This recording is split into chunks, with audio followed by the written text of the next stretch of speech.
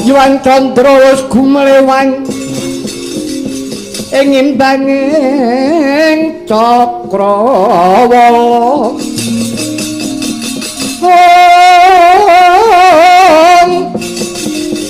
Wayahe wis gagat enjing rame swaraning sata kukulur sesawuran. Wetan soroting haruna mega bangkaton sumirat.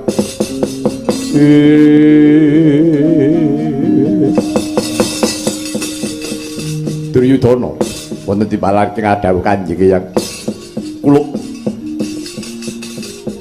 Tak rasa sansaya krasa tak gugu saya ngranui lelakon Negara Ngastina. Mongko yen to dipikir sing sak lugune Ngastina kuwi sing duwe pun yang ngetal kandha. Tak rewangi uripku tak nggo tambel, uripku tak nggo tombok. Aku moh jumeneng dadi ratu. Aku nglakoni wadat, nglakoni dadi Brahmacarya. Karepku mono negara Ngastina iki awa katentreman, awa karukunan lan kabagyan. Nanging ya merga saka akeh wong ambek candhalangkara murka. Nganti negaraku Ngastina iki awoh wong candhala. Akeh wong kang angkara murka mung milikake bab perkara bondo donya mula kang saka iku. Duryudana tanmu iki perang gedhe Baratayuda Jaya Binangun bakal kasumbadan. Ya anane Kang Raka Narendra Dwarawati Prabu Kresna ingkang minangka dadi duta pamungkas mau wis bisa netepake Baratayuda kudu dadi. Mula kang iku Duryudana timbang aku iki ora mentala nyawanggahaning negara Ngastina. Aku tak ndisiki laku jumeneng dadi senopati kalungguhan senopati dene iki tak jaluk. Aku sing ndisiki jumeneng dadi senopati.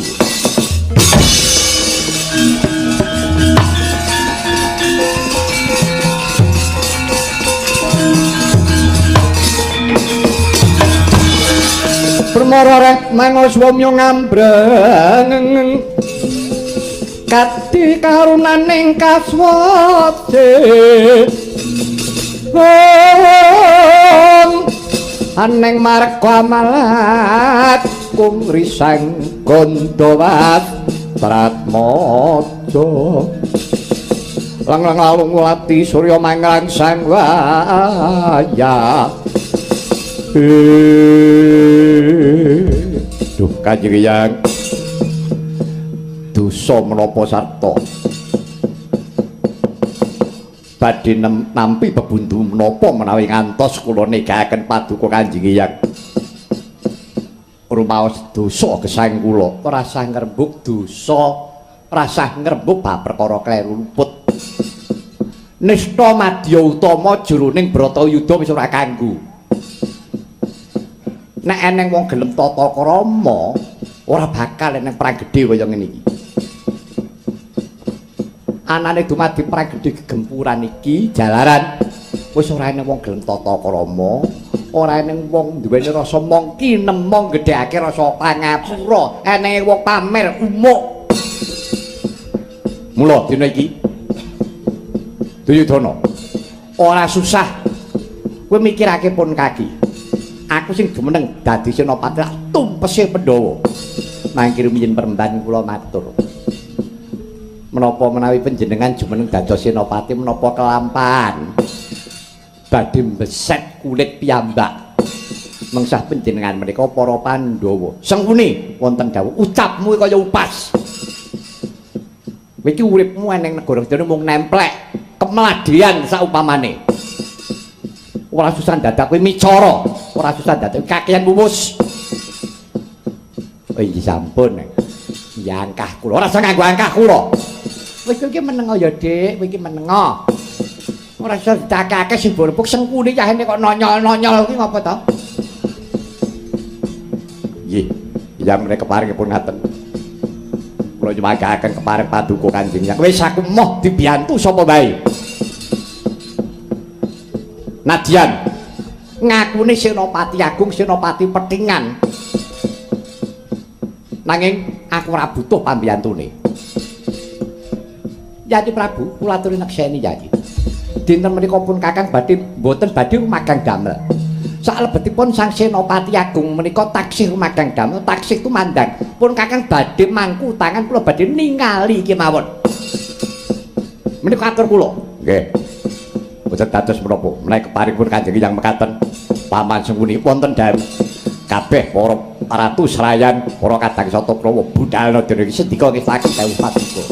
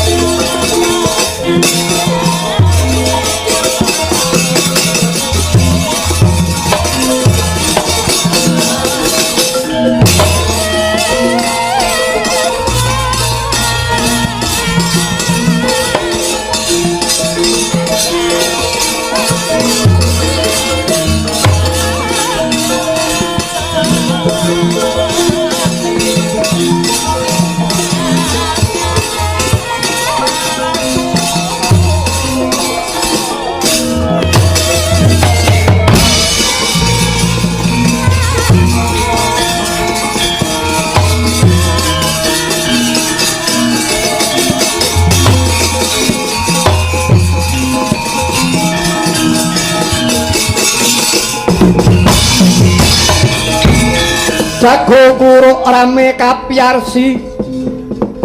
lawa kalong luru pandhe rian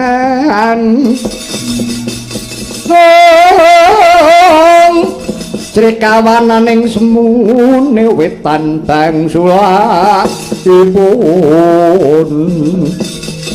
mratandan yen bangun enjing rembulan wus gumlewang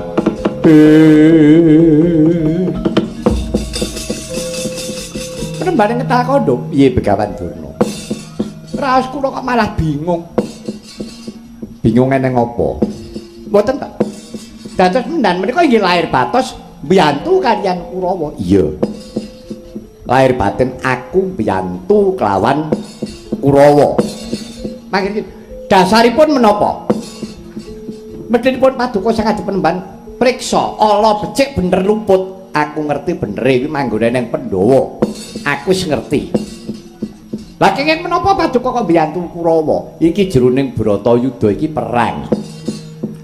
gedhe kuwi kudu timbang antarane Pandhawa Kurawa kudu timbang Durna lah mongko tak waspadakake Kurawa karo Pandhawa kuwi ora timbang jumplangipun wonten pundi nah saiki nek Pandhawa ki janjane rak ming wong 5 to ya ora inggih leres ning Kocapa